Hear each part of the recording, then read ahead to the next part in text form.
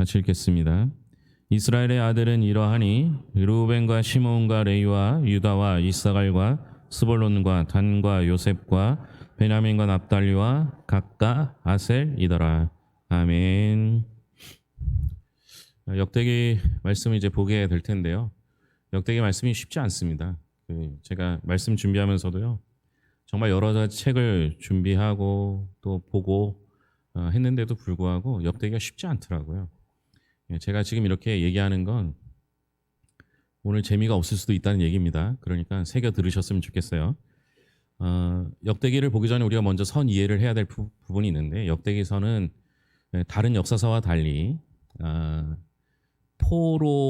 그러니까 이스라엘이 포로로 잡혀갔다가 되돌아왔을 때 그 포로로 살던 그 사람들을 대상으로 쓰여진 그 책이다, 이렇게 생각하면 됩니다. 그러면 포로로 살다 왔으니까 그 포로민의 두 부류가 있을 수 있어요. 첫째는 이스라엘에서 태어났다가 포로로 잡혀갔다가 되돌아온 사람. 두 번째는 포로지에서 태어났다가 다시 돌아온 사람. 그러니까 이스라엘에서 태어났다가 포로로 잡혀갔다 다시 온 사람들은 포로 기간이 70년이었으니까 전부 70세가 넘었죠. 요즘 늙었단 말을 쓰면 안 되니까 70세가 넘었습니다. 그러면 포로지에서 태어났다 오신 분들은 다 70세 이하가 되겠죠. 느낌도 다를 겁니다. 여러분, 이스라엘에서 태어났다가 포로로 갔다가 되돌아온 사람들은 가슴이 아픈 상처를 가질 수밖에 없어요. 왜 그러냐면요, 이스라엘이 멸망하는 걸 두 눈으로 봤거든요. 그러니까 그들의 생각 속에서 이스라엘이 왜 멸망하는지를 아는 사람들이죠. 하나님께 범죄했기 때문에 멸망한 거죠. 그런데 포로지에서 태어난 사람들은 어떻습니까? 포로지에서 태어났기 때문에 이스라엘을 보지도 못했던 사람들이죠. 듣기는 들었겠죠. 그래서 그 포로민들을 위해서는 두 가지가 중요하게 쓰여지게 될 수밖에 없어요. 하나는 흐름, 족보예요, 족보. 그래서 역대기서는 1장부터 9장까지는 거의 족보로 이루어져 있습니다. 아시겠지만 우리 집 족보도 재미없는데 남의 집 족보는 정말 재미없어요. 사람만 써 있잖아요. 그죠? 또 하나는 어찌됐든 멸망당해서 포로로 잡혀갔든 거기서 태어났든 신앙적으로 약화될 수밖에 없는 거죠. 그래서 역대기에서 중요하게 여기는 사람 중에 하나가 제사장들이에요. 다시 말하면 돌아온 하나님의 백성들의 신앙의 회복을 위해서 쓰여진 거예요. 그러니까 애초에 별로 신앙이 없는 상태였기 때문에 그들을 위해서 쓰여진 겁니다. 그래서 다윗 왕과 제사장 아론이 중심이 되어서 후반기가 쓰여집니다. 그러니까 이 두 가지죠. 하나는 이스라엘 역사, 그 속에 흐르는 하나님의 통치하심을 경험하는 거 한 가지, 또 하나는 돌아와서 하나님 백성답게 살기 위한 예배의 중심이 잡혀있는 역대기, 이렇게 보면 됩니다. 그래서 족보도요, 제가 이제 1장을 전체를 다 볼 텐데요, 이 족보도 다 쓰여진 게 아니고요, 설명도 그렇게 많지 않아요. 중요한 건 역사의 흐름이 끊기지 않았다는 것을 좀 봤으면 좋겠습니다. 자, 이렇게 설명을 했어요. 그러니까 이제 여러분은 이제 1장을 볼 겁니다. 1장 1절부터 4절까지입니다. 1장 1절부터 4절입니다. 같이 읽겠습니다. 아담, 셋, 에노스, 게난, 마할랄렛, 야렛, 에녹, 무드셀라, 라메, 노아, 셈, 함과 야벳은 조상들이라. 딱 봐도 재미없죠, 그죠? 게다가 설명도 없어요. 이름만 써놨어요, 이름만. 다른 족보는 누가 누구를 낳고 누가 누구를 낳고 뭐 이렇게 해갖고 몇 세에 낳았고 몇 세에 죽었고 이런 얘기들이 있는데, 역대기에는 그냥 사람 이름만 써놨습니다. 여러분, 이스라엘의 역사 속에서요, 사람의 이름이 중요한 건 하나님이 그의 이름을 기억하는 거거든요.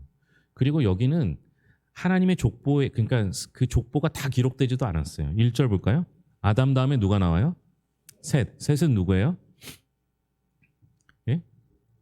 그럼 원래 아담의 아들들은 누구예요?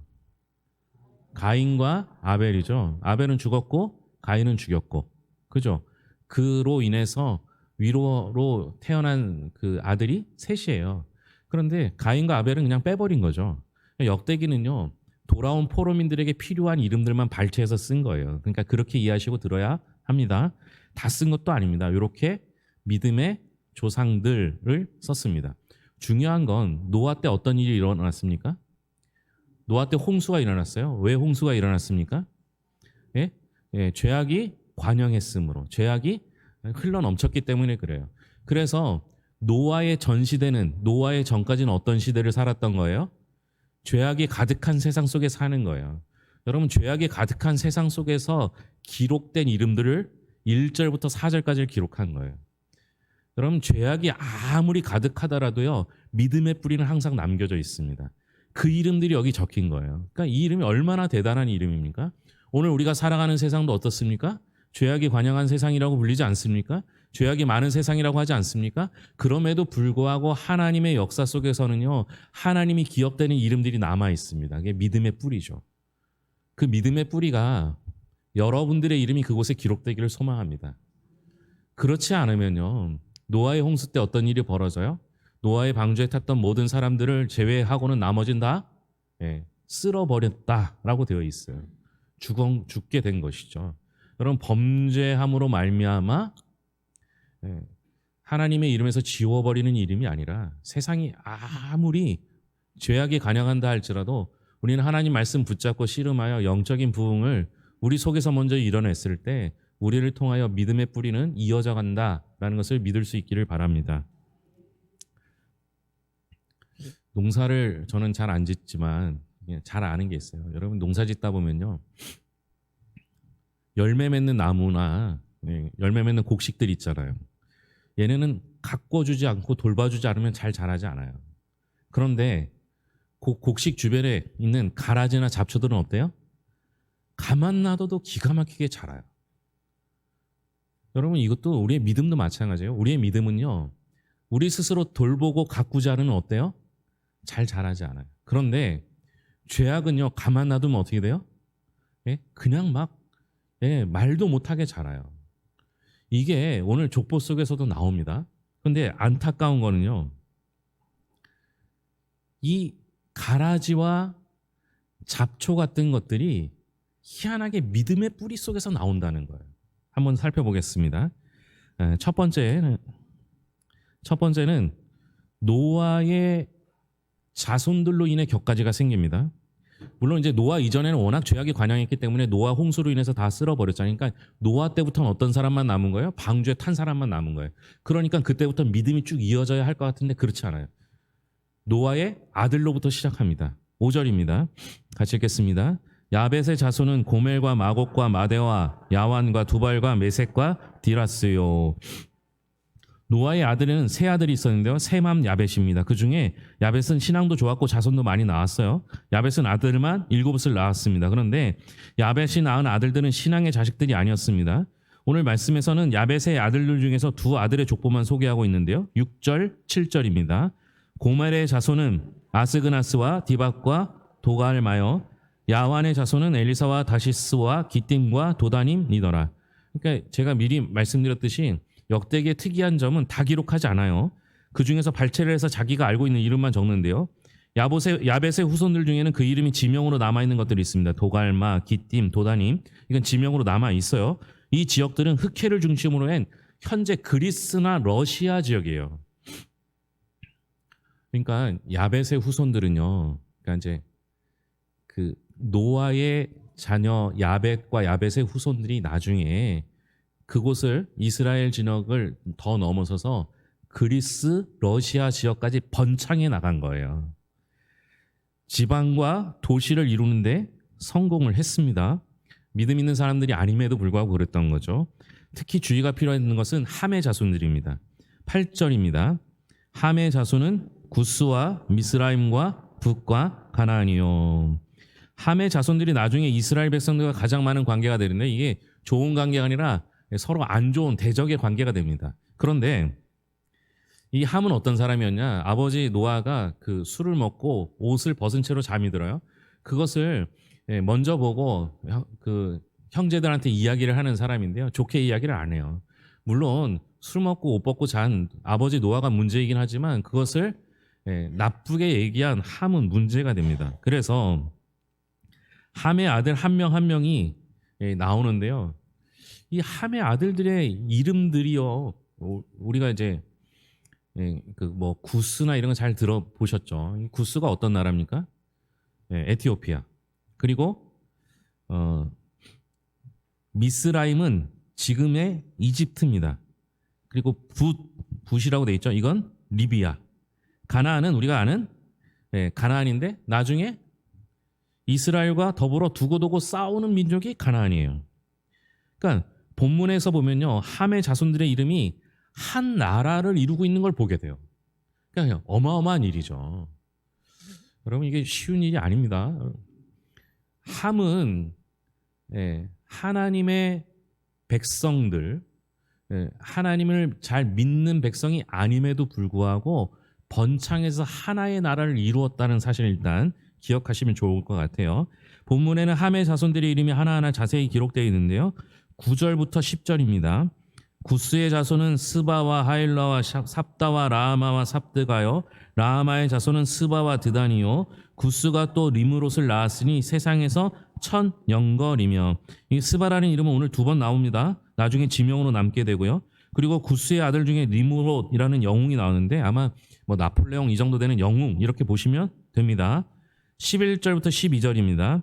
미스라임은 루딤과 이남과 르하빔과 납두임과 바드루심과 가술루임과 갑도림을 낳았으니 블레셋 종족은 가술루임에게서 나왔으며, 미스라임은 애굽의 또 다른 이름인데요. 그의 아들들은 잘 알 수가 없어요. 그런데 중요한 것은 대대로 이스라엘의 원수가 되는 블레셋은 함의 자손 가술루임의 후손이었다라는 겁니다. 이게 뿌리가 다르죠. 13절부터 16절입니다. 가나안은 맏아들 시돈과 헷을 낳고 또 여부스 종족과 아모리 종족과 기르가스 종족과 휘 종족과 알가 종족과 신 종족과 아루아 종족과 스말 종족과 하말 종족을 낳았더라. 가나안의 아들 중에서 가나안 여러 족속들이 나오게 되는데 하나님께서는 이들을 멸망의 자식들로 정해서 이스라엘 백성들에게 멸망당하도록 하십니다. 이들이 다른 어느 족속보다 음란하고 타락했기 때문이죠. 이 세상에 이 지금 잘 이해가 안 되셔도요. 계속 들으시면 이제 제가 이제 종합해 드릴 거예요. 이렇게 어려운 얘기 할 때는 재미없는 얘기 할 때는 힘들어요. 그러니까 잘 집중해 주시면 좋을 것 같아요. 보세요. 제가 지금 읽은 족보에 보면요. 믿음의 자손들의 이야기가 아니에요.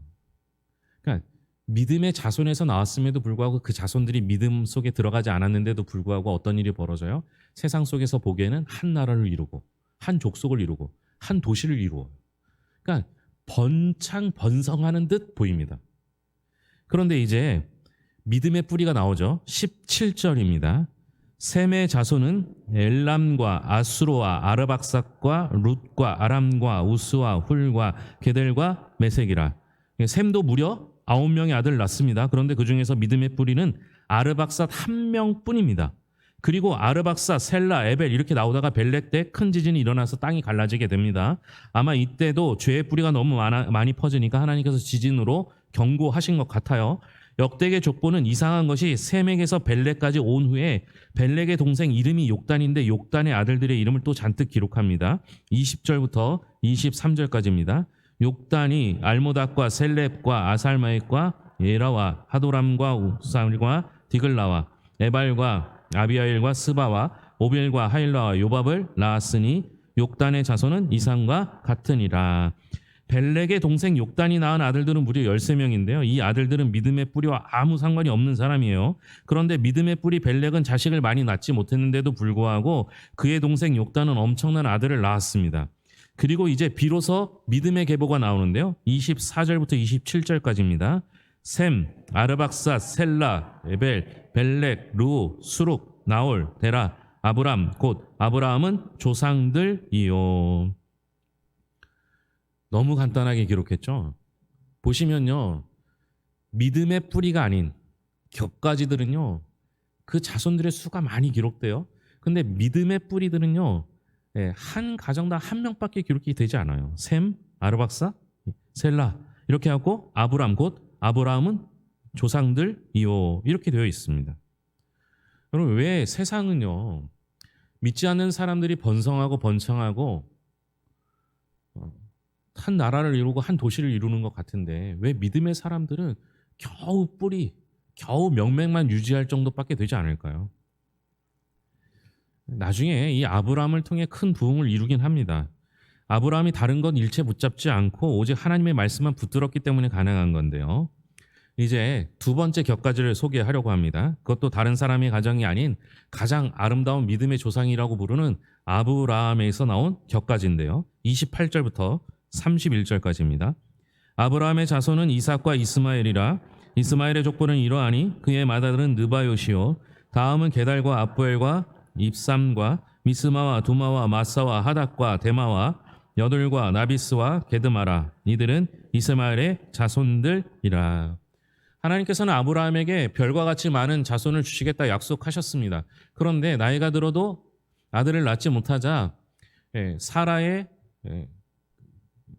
여종이었던 애굽 여자 하갈을 통해서 첫 아들을 낳게 되는데 그게 이스마엘이죠.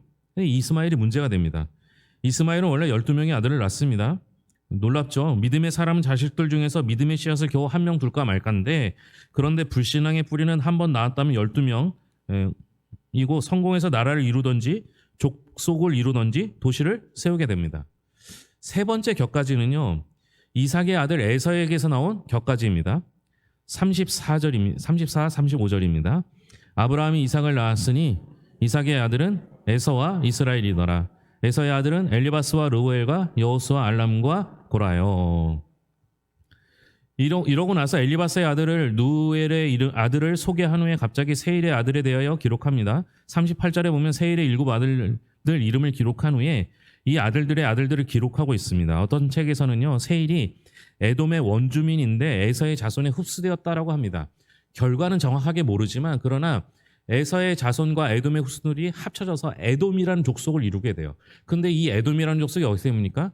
나중에 이스라엘을 끈끈이 반대하고 방해하는 역할을 이 에돔이 하게 돼요. 그러니까 여러분, 이렇게 불신앙의 뿌리들은 커지고 창대해지는데 믿음의 뿌리들은 보세요. 아브라함이 믿음의 조상인데 아들은 이삭 하나 나요. 그 믿음의 뿌리로서는 하나예요. 물론 아브라함은 아들을 많이 낳아요. 이미 언급했듯이 이스마엘 낳았죠. 그죠? 그리고 이삭 낳았죠. 그 후에 150세예요. 후처를 통해서 그두라를 통해서 5명을 더 낳아요. 그러니까 아브라함이요, 아들이 이스마엘하고 이삭만 있다고 생각하시면 안 돼요. 많아요. 그런데 그게 다 문제가 돼요. 후처 그두라를 통해서 낳은 아들도 다 문제가 됩니다. 제가 여기서 하고 싶은 얘기는요, 보세요. 제가 격가지를 3줄기로 소개했어요. 처음에는 노아의 후손들의 격가지예요. 노아는 어떤 사람입니까? 하나님 보시기에 온전한 사람이었어요. 그 노아의 후손들 중에서 셋 중에서 2 후손들과 그 자녀들의 후손들이 불신앙의 뿌리가 됩니다. 그 다음에 격가지는 누굴 얘기했어요? 아브라함의 후손들이에요. 우리가 보기에 믿음의 조상이라고 했던 그 아브라함에서도 믿음의 뿌리는 이삭 한 가지만 나옵니다. 나머지는 어떻게 돼요? 다 문제가 돼요. 세 번째 격가지는 이삭의 후손들입니다. 이삭이요, 아들 많이 안 낳았어요. 에서와 야곱 2를 낳아요. 그리고 그 중에 에서의 후손들은 에돔의 자손, 에돔의 족속들이 됩니다. 여러분, 내가 믿음 생활을 아무리 잘해도요, 내 주변에 격가지들이 생겨요. 내가 믿음 생활 잘해도요, 내 주변에 내 가족들이요, 내 주변의 이웃들이나 친지들이 다 예수 믿지 않아요. 오히려 나는 예수를 잘 믿고 하나님 앞에 신실하게 사는 것 같은데 나보다 예수 안 믿는 내 친지들, 내 가족들이 더 잘 사는 것 같아요. 성경은 그것을 이야기하고 있습니다. 그럼에도 불구하고요, 하나님께서는 믿음의 뿌리들을 사용하셔서 역사를 이루어가고 계심을 보여주고 있는 거예요. 그 이유는 뭘까요? 하나님께서 왜 그 당시에는 별 볼 일 없어 보이는 그 사람들을 통해서 믿음의 뿌리로 사용하시고 그것이 역사를 이루도록 이어지게 하시고 포로에서 돌아와서도 그 가운데 살게 하실까요?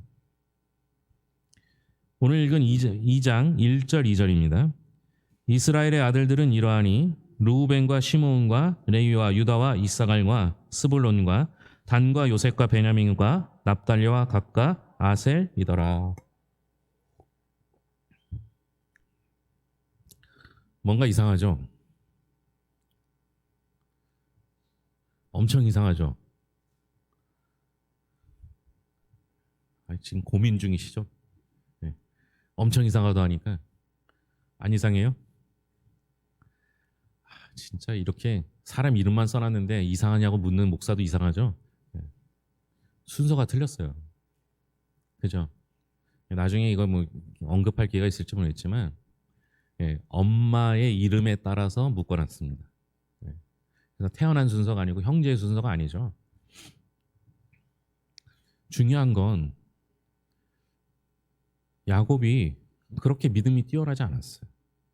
제가 격가지를 소개했을 때 노아, 아브라함, 이삭 이 세 명의 믿음과 야곱의 믿음을 한번 비교해 보세요. 어때요?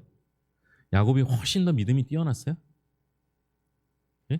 아니죠. 야곱은요 사기꾼이에요. 그런데 야곱은 어떤 일이 벌어져요? 보세요. 노아의 세 아들, 그죠? 셈함 야벳. 그 다음에 아브라함의 한 아들 이삭. 물론 후처를 통해서 얻은 아들이 있죠. 그리고 이삭의 두 아들 에서 야곱. 그런데 야곱에게는 12명의 아들이 있어요. 물론 후처를 통해 낳은 것도 있지만 중요한 건 뭐예요? 그 12명의 이름이 하나도 깨어지지 않고 이어지게 됩니다. 특별히 이 역대상 1장, 2장만 봤으니까 그런데요. 9장까지 족보를 보면요. 2, 3, 4장 쪽으로 가면 유다가 중심이 돼요. 그리고 나중에는 레위가 중심이 됩니다. 이게 무슨 의미냐면요. 유다는 그의 족보를 통해서 다윗이 나오고요. 다윗의 족보를 통해서 누가 나와요? 이 땅을 다스리는 왕. 야곱의 후손이었던 유다를 통해서 하나님의 은총과 은혜와 통치가 흘러넘치는 그 줄기가 생기고요. 또 하나의 줄기는 레위는 그 후손들을 통해서 아론이 나오고요. 아론을 통해서 제사장들이 나옵니다. 다시 말하면 이스라엘 백성들이 포로에서 돌아와서 이스라엘에 살면서 필요한 것이 두 가지였는데 하나는 하나님의 통치하심을 인정하는 거예요. 그게 어떻게 되느냐? 야곱과 유다를 통해서 다윗과 예수 그리스도로 이어지는 하나님의 통치의 계보를 보여주는 것이고 또 하나는 이스라엘 백성들이 돌아와서 하나님의 백성답게 살기 위해서 필요한 것이 있는데 그게 뭐예요? 성전이에요. 그래서 역대기상 하는 성막의 회복, 후에는 성전의 회복, 다시 말하면 예배의 회복을 이야기합니다. 그러기 위해서 가장 중요한 인물이 레위, 제사장이었던 것이죠. 그러니까 이 역대기 족보는 그것을 설명하는 거예요. 그러니까 다 이름은 기억 못해도 돼요. 물론 이름 기억하실 분 아무도 없는 거라고 생각해요. 중요한 건 뭐예요? 이 이름을 통하여 말씀하시는 게 뭐라고요? 그 줄기가 뭐라는 거예요? 하나는 하나님의 통치, 하나는 하나님께 예배하는 예배. 이 두 가지 줄기를 찾아야 된다는 것이죠. 문제는 이게 누굴 통해서 이루어졌느냐? 야곱을 통해서 이루어졌다는 거예요. 하필 노아도 있고 아브라함도 있고 이삭도 있는데 왜 하필 야곱이었나라는 거예요. 그 설명은 제 창세기나 뭐 이런 데 보면 더 잘 나와 있겠지만 오늘 말씀 속에서도 해석할 수 있어요. 2장 1절 첫 부분이 뭐로 돼 있어요? 야곱의 이름이 안 나옵니다. 누구의 이름이 나와요? 이스라엘의 이름이 나와요. 이스라엘이라는 이름은 언제 받은 거예요? 야곱이 씨름하여 하나님과 겨루어 이겼을 때 얻은 이름이 이스라엘이에요. 그런데 역대기에서는 야곱이라고 기록 안 하고 이스라엘이라고 기록한 거예요. 다시 말하면 뭐예요? 하나님과 겨루어 이기는 자에게 주시는 복이 그건 거예요. 그래서 오늘 야곱의 축복을 불렀잖아요. 여러분 하나님께서 우리에게 야곱의 축복을 주신 이유는 뭐예요? 하나님과 겨루어 싸워 이겼기 때문이에요. 그런데 여러분 우리가 어떻게 하나님과 싸워서 이길 수 있어요? 이건 무슨 말이에요? 하나님께서 져주신 거예요. 어떤 사람에게 져주신 거예요? 하나님 붙잡고 씨름한 사람에게 져주신 거예요. 여러분 우리가 이 땅에 살면서요 세상이 잘 사는 것 같아요. 더 돈도 많이 벌고요, 더 건강하고요, 더 유명해지는 것 같아요. 그런데 더 중요한 건 뭐예요? 우리 믿음의 사람들은 믿음의 뿌리로 이어져 나가는 역사 속에 하나님의 역사 속에 들어갈 사람들은 어떤 사람들인 거예요? 하나님 붙잡고 씨름하는 사람이에요. 하나님 말씀 붙잡고 씨름하는 사람이에요. 그 사람을 통해서 하나님이 역사하시는 거예요. 그래서 우리의 이름이 바뀌어 하나님과 겨루어 이기는 이스라엘이 되는 역사를 경험할 때만 가능한 거예요. 하나님께서는 아브라함 선택하셔서 그의 족속들이, 그의 자손들이 별과 같이 많아질 것인데 그 첫 번째 시작이 야곱이 된 거예요. 이제 이스라엘 백성들이 돌아와서 포로로 살다가 이스라엘에 돌아와서 하나님이 지금까지 우리를 기억하시고 포로에서 돌아오게 하셨구나. 우리 하나님은 세상을 통치하시는 분이시구나. 이걸 경험하게 되고요. 그리고 이제 포로에서 돌아온 이들을 신앙을 회복하게 하셨어. 예배하게 하시고 그것으로 말미암아 이스라엘을 부흥케 하시려는 하나님의 계획이 거기 담겨 있는 거예요. 그러니까 포로에서 돌아온 사람들은 하나님께 버림받은 사람이 아니라 하나님께서 선택하여 그루터기로 사용하시기 위해 그들을 이스라엘로 보내주신 거예요. 하나님께서는 그 보잘것없는 그루터기와 같은 이들을 통해서 하나님의 역사를 이루어 가십니다. 비록 세상이 엄청 커지는 것 같고 나라와 족속과 도시들을 이루는 것 같지만 결국 하나님의 역사 속에서는 믿음의 뿌리들만 이름을 기록해야 하는 것이죠. 이제 우리 차례입니다. 하나님께서 우리를 그루터기로 사용하십니다. 제가 성경 공부 시간에 괴산의 복음화율이 15%도 안 될 거라고 말씀드린 적이 있어요. 정말 괴산은 선교지입니다. 이 선교지에 여러분들을 15% 안에 두셨다는 것은 여러분들을 구루터기로 사용하셔서 여러분들의 가족, 친지, 이웃, 직장, 이 지역 사회에 그루터기, 믿음의 뿌리로 사용하시기 위함입니다. 비록 지금은요, 세상이 더 커 보이는 것 같아도요, 하나님의 역사 속에서는 여러분들의 이름이 기록되어 그루터기가 되어 우리를 통하여 세상이 변화될 줄로 믿습니다. 기도하겠습니다. 하나님 감사합니다.